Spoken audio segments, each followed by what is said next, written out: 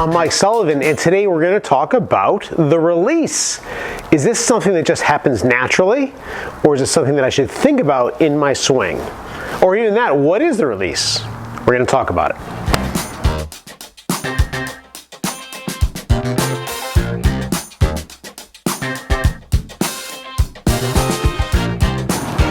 Okay, the release. I've oftentimes heard people say, oh, I'm not releasing the club until the ball is going off to the right for a right-handed golfer. And generally, whenever I get talking to someone about the release, we end up down this road of this happens, this happens, this happens, but it doesn't really turn into information that I find is actually very useful for the player. So I want to try to make this video about something that's useful to the player. So first of all, let's just talk about what people think is happening. All right, so if you were to take a look at me hitting this shot and then look at my finish at the end, I'm going to make an abbreviated finish. Okay, if you stop right there, you can see it looks like I maybe have made a move where this sort of thing happened, which is why when I get to my finish, I'm about like this.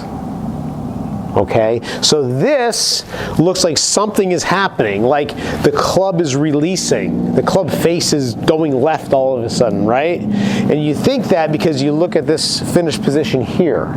But actually, really, all that's happening is I'm just keeping my club face pretty much square relative to the arc that I'm swinging on. I'm going to move through this way. So if I just go ahead and I just face you, right, and I hinge the club up here, there wasn't a whole heck of a lot that happened, right? Okay, but if you look at it from this viewpoint, it looks like a lot happened, okay? So really, to try to make it as simple as possible, people really don't get in trouble by not releasing the club properly. They get into trouble because they change the relationship of their club face to the actual arc that they're swinging on, okay?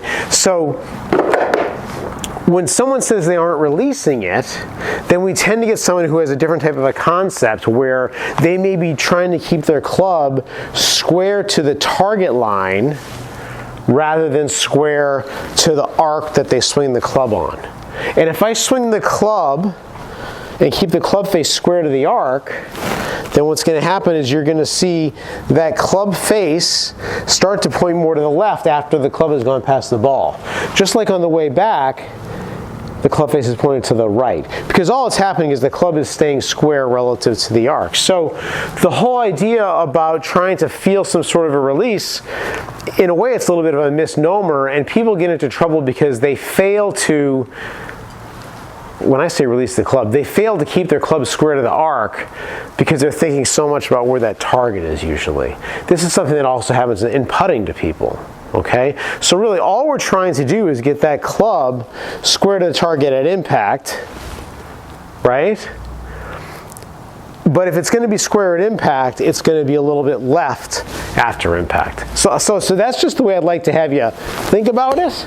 Okay, so that ball went straight, and again, that may look like I did something with my hands to make that happen, but all that was is basically having my hands in front of my chest, okay? So something to think about to have a good release. One thing. At setup, the butt end of the club is pointing at me.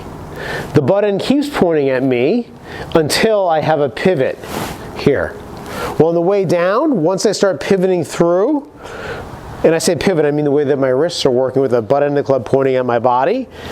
If I can just have that club, the butt end of the club pointing at my body until the club gets parallel to the ground, I'm going to be in pretty good shape. My club face is going to be pretty much square to the arc.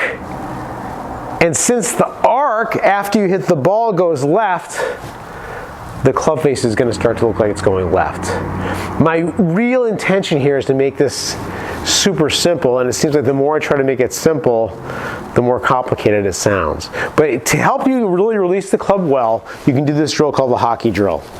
And it's easy to keep the butt end of the club pointing at you in that hockey drill. And that'll give you the feel that you want. Okay? One way to have a bad release is trying to swing the club straight back, straight through. That's going to give us a situation where after the ball is already gone, the club is pointing at the sky that's open relative to my arc. Those balls are all going to go off to the right, okay? So I'm going to leave it there because I want this to be simple. I would not worry about a release. I would simply try to make sure that when the club is anywhere short of parallel my backswing to short of parallel my downswing, parallel to the ground, the butt end of the club is pointing at me and things are going to do pretty well and your club face will be pretty square relative to the arc. And then if you're having trouble, maybe your arc isn't going at the target. I hope that helps. We'll see you next time.